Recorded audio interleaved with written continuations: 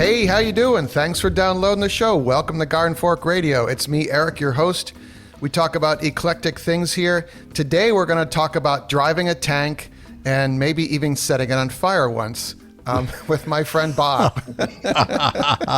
So welcome, Bob. Welcome, Rick. Good morning, my friend. How are you?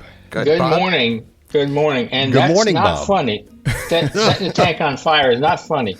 So there's some background here. I watch more YouTube than I watch television, and for some reason the YouTube algorithm worked and sent me some videos of these English guys who are like 25, 30 years old that find and rebuild usually British tanks, because during World War II there were a lot of tanks there, and then after the war, evidently a lot of farmers bought them as surplus because they wanted to use them on their property to, I don't know, haul stuff or something. And then they ended up sitting in barns or in, the woods. And these guys have gone through and bought these tanks and they rebuild them. Some of them they keep and some of them they sell. But the videos they make, I'm just like glued to it because the engines are huge, the transmissions are huge, and when they start up, they make an incredibly cool noise. And then I shared that on the show, and then Bob said, yeah, I've driven a tank. And then he sent me all these pictures of him with his tank. So what's the story? What's the creation story? Long time ago. So how did this all start? What are we talking about, Bob? How long ago? I was in the service in '65 and in tanks from '66 to the end of '68. Nice. Okay. So, yeah. It's a unique experience, and the one thing people need to know about being a tanker is nothing is light. Everything is heavy. And everything you did was hard to do, except for the gunner, because all he had to do was squeeze his finger. Everything else was difficult to do. And I trained in Fort Knox, and after that wound up in Aschaffenburg, Germany, attached to, we were the 64th Armor Regiment attached to the 3rd Infantry Division. So I spent most of my time in Germany sightseeing from a tank because we were always out training with the infantry. But driving a tank, I know that was your main interest. Driving a tank is very easy. It's all power steering, automatic transmission. The braking system is like power brakes, like you can't believe you can stop it on a dime. And it's fun to drive, except when you are driving through the villages in Germany. Oh. Because the roads are so narrow. I think I sent you a picture, Eric, of the one where we were going through an alleyway. Yes. Between two houses. And the difficulty with if you're driving in the countryside, it doesn't matter. All you have to do is avoid the trees and the trenches and the ditches and all that stuff. But in driving through a city, you got to worry about somebody's house. You got to worry about all the parked cars. And you're sitting in the middle of this thing where the only thing sticking up for you as driving is your head. And the peripheral vision just does not exist. So it's really hard to steer through small places. So normally you put out someone on the ground to guide you through. And but it's really fun. I mean, the thing will turn around in its own length. It'll shoot from the start and really rock you back. It's that powerful starting off. It's got a 750 horsepower diesel engine. It's just a fun thing. And then of course, an armor crewman does every position. In case someone was to get hurt, there's always someone to fill in. And it was good as a gunner to shoot a 105 millimeter cannon and put a few thousand rounds through the coaxial machine gun. It's like being in an arcade, except the targets were a little different. The targets reacted for real. Yes. Yeah, well, now, which tank was this, Bob? It was the M60. They call them Slick 60s. It was before they started changing them to the A1s and A2s and doing the modifications. But if you ever watch any of the videos of what's going on in Ukraine and the tanks and the way the Russian tanks just disintegrate if they get around, it's because the ammunition is in the turret with the people. And once you breach the turret, everything's up for grabs as far as the ammunition. That's why the turret just blows sky high. That's the way it was in the M60 series. You were in there sitting amongst the ammunition. And, we carried 57 rounds of 105 millimeter and of all different types, high explosive, armor piercing, all kinds of stuff. And if you took a round in there, it was not going to be good. Yeah, kind of ruined your day. Yeah, it ruined your year. But now, they got smart when they built the Abrams. The ammunition is not in the tank; it's in a protrusion out the back of the tank, and there's a blast door between the ammunition and the crew. And if it was to ever get breached, it's designed so the ammunition, if it was to go off, it would blow up, not into the turret. It would blow up away from the turret. So somebody came up with a brilliant idea with that. So yeah, no kidding. Now I've never been inside a tank. I've never looked inside a tank. I don't think I've ever seen a video inside a tank. Kind of describe the layout. I mean, you don't have a steering wheel, do you? You've got you don't have a steering wheel like you think of a round steering wheel. What you have is like in a lot of planes, it looks like a boat. It looks like a bow tie. Yeah. And that's what we had. The newer ones now, I believe they have like a T-bar. But the ones we had, it looked just like a bow tie, and it was so easy to steer and everything. It was a joy to run around as long as you didn't have to worry about hitting anything. Yeah. Oops. Well, then the visions I have of this, which I guess date back to old World War II movies, like Fighting Seabees or something, and John Wayne, was it was like a bulldozer, and you had two levers sticking up, and one controlled the right track and the other controlled the left track. But that's not happening. No, that was the way it was before the M48 came out. Once the M48 came out, and then every series after that, you had was called a cross-drive transmission. And actually, when you steered it, the transmission would slow down or speed up whichever track you wanted to go in whatever direction. And then the brakes would act on the transmission.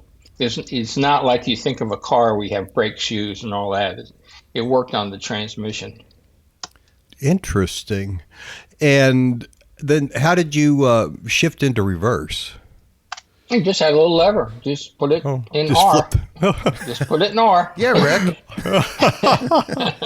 So how did you volunteer for the tank command, or did you just say, Bob, you're gonna be the multi-purpose guy in the tank? Well, I did. I volunteered for the service, and of course Vietnam was going on, and I volunteered for a combat arm. Because I was not very bright as a young child, and decided I wanted to go to Vietnam, so I volunteered for a combat MOS, or method of service is what MOS means. And the difference was the Army had hardly any tanks in Vietnam. They had some 48s over there, but most of all of the new tanks, the 60s, were always in Europe because of the threat of the Soviet Union and East Germany and all that. So we spent a lot of time studying the silhouettes of East German armor, Soviet armor, all that, so we could identify them and do something to them. So. Was the American tank superior to the Eastern European tank? Well, of course we thought we had a superior tank, and generally speaking, from what I knew at the time, we did. The problem was when we were over there. I mean, we were so vastly outnumbered Yeah. that it would have been very difficult to survive. In fact, our orders were whenever we had an alert, we would load up and we'd blast our way through the poor little town of Aschaffenburg. I mean, at 3 o'clock in the morning, you have 40 tanks rolling through there with all the ammo trucks and everything. I can't imagine those poor people put up with so much stuff. And the idea was to run as fast as we could towards wherever the breach in the border was, and then slowly back up in a retreat, because they said, if just try and survive 3 days. If you survive 3 days, we can get reinforcements to you. Yeah, so Wow. you're actually a tripwire force. Yeah. Yeah. And that did not make everybody all that comfortable. Yeah. Hearing that, but that's just the way it was. But I do have a story you probably enjoy about. We were out on a training range, and we were going through some training. Well, actually, we were going through a qualification course, and we had an umpire sitting up on top, keeping score of how we hit and how we maneuvered and all this kind of stuff. And the Army had just changed out the coaxial machine gun to a new model, and it was always getting jammed. You put a couple hundred rounds through it, it'd get too hot, and rounds would just jam. So basically, at the time, I was the loader, and you had to almost break down the gun to clear it, which was not easy because you're trying to squeeze between racks of ammunition and the main gun and all stuff. So it was just a big pain in the butt. So our tank commander said, "Look, you got to keep this thing oiled. Just keep pouring oil on it." And he gave me a quart of motor oil. and he said, "Look, we can't afford to have this thing jam up on us. You keep it oiled." So the gunner, every time he'd fire off a bunch of rounds, I kind of knew what he was aiming at, what he was doing. So I thought, well, he's going to pause. I'll have a few minutes. I'll flip the receiver lid up, and I pour a little bit of oil in there, slam it down, and off he'd go again. He'd start shooting. Well, after putting a few hundred rounds in there, this thing was red hot. Like an exhaust manifold. Exactly. And you know what happens when you can pour oil on an exhaust manifold, right? Sometimes it bursts into flames. So that's what happened. And I thought, this is probably not good. I should do something about this. And I was trying to get the gunner, I was hoping, stop shooting, because it's on fire and he's still shooting. And I'm just like, stop shooting, please. And he just kept running like 5-6 rounds through it, pause for a portion of a second, go again. So I reached over the top of the main gun and slapped him upside the head. And he turned around and looked at me. Did you ever see those things from World War II where it had the soldier with his hand on the wall and just his eyes poking over? Yeah. Yeah, well, that's what he looked like, because he turned around and looked and he saw this thing on fire. I mean, and his eyes got, I don't know, as big as a manhole cover. And so, fortunately, we didn't have a whole lot of black smoke coming off this thing. Yeah. I don't know, must have been high quality oil or something. I don't know. But I'm thinking, well, now we're in there with 6,000 rounds of 7.62, 500 rounds of 50 caliber, and 57 rounds of 105 millimeter. That's a big. And I'm thinking, how do I put this out? They never covered this in training. How do I put this out? So I looked around and I saw the tank commander. He had a brand new field jacket he just bought, and he had it folded up nice and neatly sitting on top of the radio. And I thought, well, some people might think that's a field jacket, but to me, it looks like a fire suppression blanket. So I took his jacket and wrapped it around the machine gun, and it worked. It put the fire out, and fortunately, it didn't singe the outside of his jacket, but it did singe the inside. So what I did is I just neatly folded it up and put it back on top of the radio. and until he opened the jacket up, he didn't know. So that was how you set a tank on fire. Oh. So you didn't tell anyone that was on fire? You guys just kind of dealt with it and just kept on moving? Yep. That's probably the best thing to do. Yeah. Oh, yeah. And so you don't have any communications inside the tank? Like, Well, you do, but the umpire was listening. oh, okay. So it's not like I could get on the intercom and say, "Hey guys, I set the tank on fire." So that they would might be a fail. Yeah. Yeah, we would get disqualified for sure.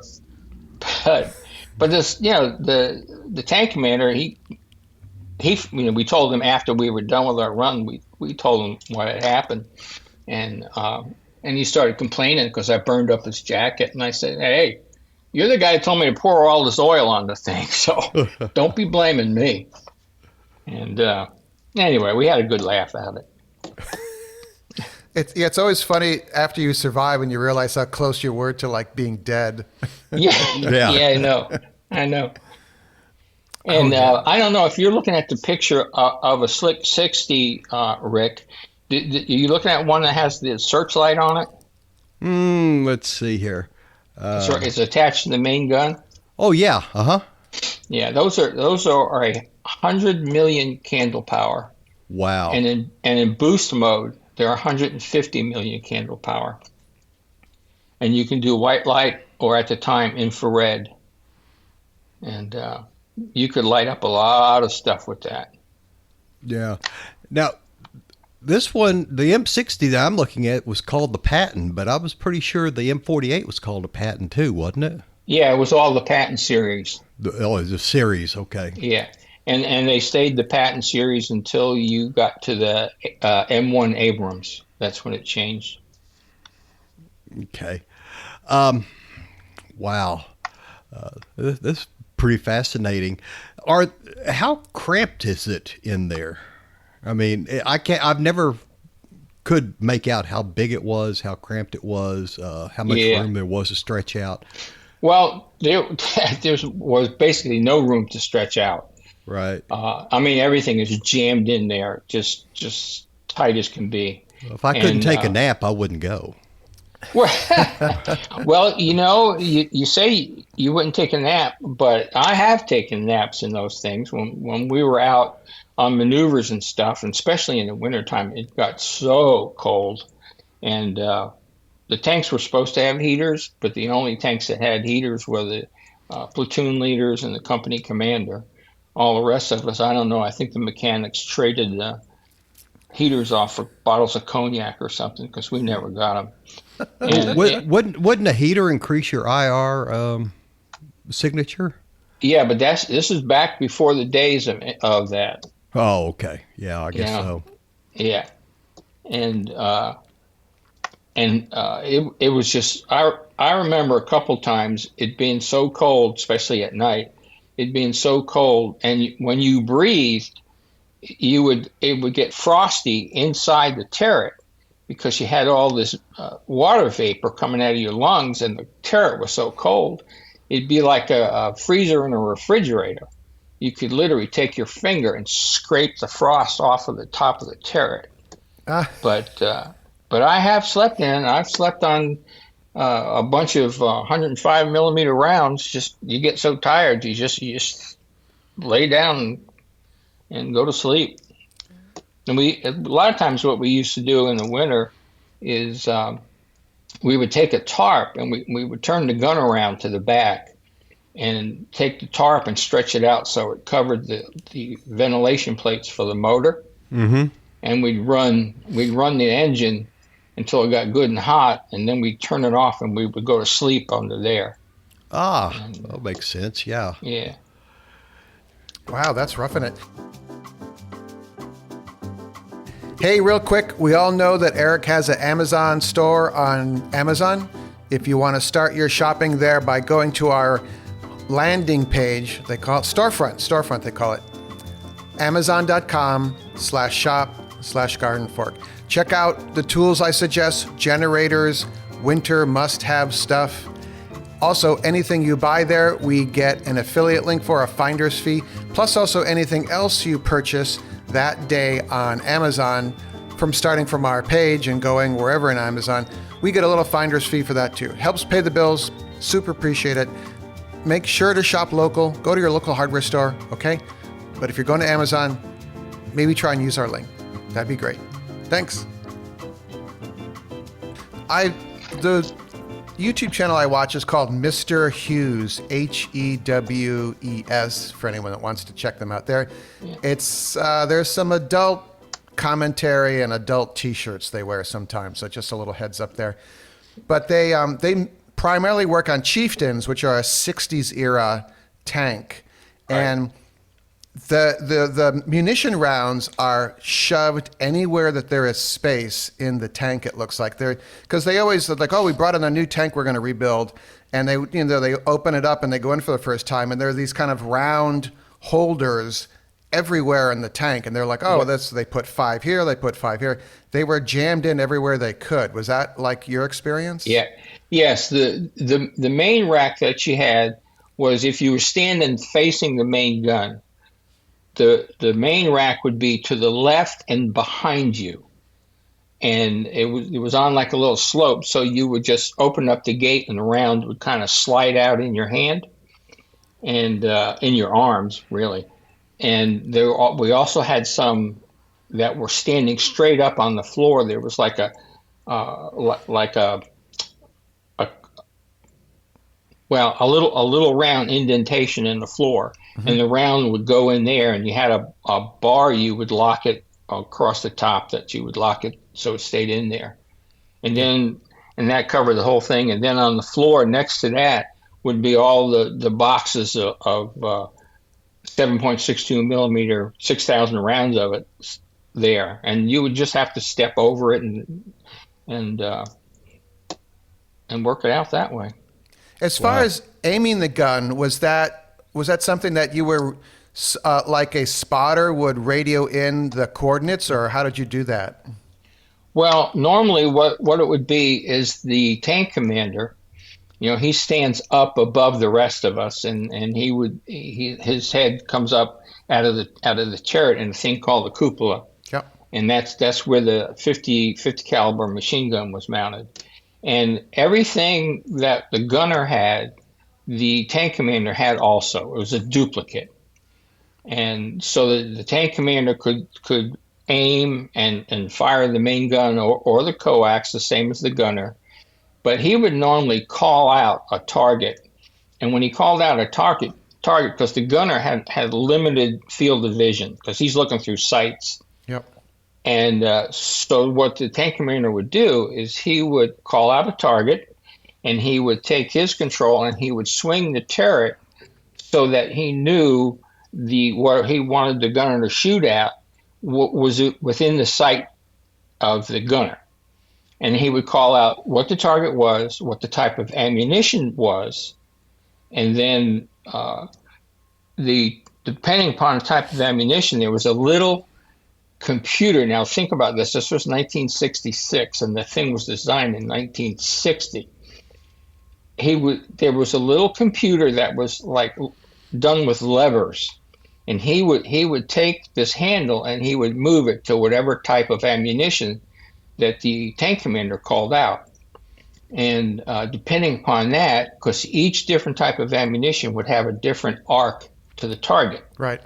So by whatever was input into this little ballistics computer, it would either raise or lower the main gun to compensate for the type of ammunition you were using. So I can just run you through it. The tank commander would say, driver stop, because now you can shoot on the move. But back then you had to stop to shoot. So it would be driver stop, gunner, troops in the open. He'd swing the turret around. Gunner would say identified, so he knows what he's supposed to shoot at. and the tank commander would call out the type of ammunition, say like high explosive. He'd call out HEP. The loader would reach around, grab the type of 105 millimeter, throw it into the breech, and then he would holler up, and that means everything's ready to go, and the gunner would just say on the way and pull the trigger, and that's the whole process of how you do it. Well, how many rounds per minute could you go? Well, normally they say you could do 7 rounds. You're talking about main gun, right? Yes. Yeah. They say you could do 7 rounds a minute, but in reality, you could do more than that. Because depends on how frightened you were. Well, how good of a team you had, because it's just like being on a football team. Everybody's got a job. Everybody knows what the job is, and no one says anything except the commands to get a round off. There's no chatter. There's no nothing. It's just simple commands. Identify, up, fire. That's it. And then if you wanted to go after you fired, the tank commander would say, "Driver, move out." So the driver would take off again. And we had quite a team. And when you have a good team, especially if you kind of know what the next round is going to be, because normally you don't change rounds in the middle of it. If you're shooting at another tank, you're going to shoot a sabot round or something like that. You know, if they don't hit it and there's going to be another one, it's going to be another sabot round. So when I was the loader, and this is what most loaders do, they would take another sabot out of the rack, and they'd be standing there holding it before the gunner even fired the round that was loaded up there. So as soon as that casing flew out, he'd have the next one jammed in there. So you could do more than 7. I know that specs say you could do 7 rounds a minute, but you can do a lot more than that. Where would the casing go? Would the casing literally pop out like the side of a rifle, or? Yeah, it would pop right out the back and fall on the floor. That's why if you ever see a video of what goes on inside a tank, when that round comes flying out, you'll see the loader slapping it as it comes out, so he knocks it down on the floor real quick. And the problem is you shoot off a bunch of them. Now you're trying to move around, grab fresh rounds, throw it in the, and you're trying to step over all these canisters of expended rounds. So it gets a little squirrely. Wow. This is also cool. I mean, when they fix one of these up, they have to crane in this giant, it looks like a 12-cylinder diesel. The ones they have are made by, since it was a 60s era, the British engines were horrible, so the British Army put Mercedes diesels in most of their tanks. And they just start up. There's no muffler, It's just, they're straight pipes. And it's the coolest sound in the world. And it's kind of fun. I drive an electric car, I have an electric bike, I have all this, but I just love the sound of a giant diesel engine. Yeah, and that's why I wear hearing aids now. Oh, yeah. Oh, yeah, I bet so. Well, that's fascinating, Bob. I appreciate your service, and I've never talked to a tanker before. Well, there's a few of us around. Well, Rick, the Navy didn't really talk to the Army anyway, right? No. We just gave them rides. I don't know. I left the Brooklyn Navy Yard, headed to Bremerhaven, Germany, and what a terrible cruise. I'd say cruise. It was awful. I've never been so sick in my life. My goodness. It was in the North Atlantic. You probably know about this, Rick. It was in the North Atlantic in the end of October. Oh, yeah. Oh my goodness, it was so rough, and I don't know how many guys were on that thing, but we were sleeping 6 bunks high. You had to climb the six bunks to get into your bunk, and everybody was sick, and oh, what a mess. Yeah. You're way above the moment of rotation there, and so it's really throwing you around when you're up that high. Yeah. Oops. I did not enjoy that. That was the worst thing. That was the worst thing about me going overseas was taking that troop ship. Of course, I didn't know what it was going to be on the way over, but on the way back, they put me on a plane, so I was happy about that. Wow, the Brooklyn Navy Yard is actually not very far from my apartment here. So Yeah. it's very historic there. It's since the Revolutionary War that harbor has been there. Yeah. I've had family in the military service since the Revolutionary War. Oh, that's amazing. Yeah, my eighth great grandfather, Ebenezer Ingersoll, was in the Continental Army. Wow, Yeah, that's some street cred there. My family came here in the early 1900s. So, well, cool. So we're going to continue talking to Bob. We're going to have a little after show for the patrons. But if you guys have any kind of interest in hearing more about this, or if you have driven a tank, we would love to hear from you, especially me, because this is just, we all live this very modern world. And you're thinking a tank is this, I think they're amazing machines. So it's kind of like a wow thing for me.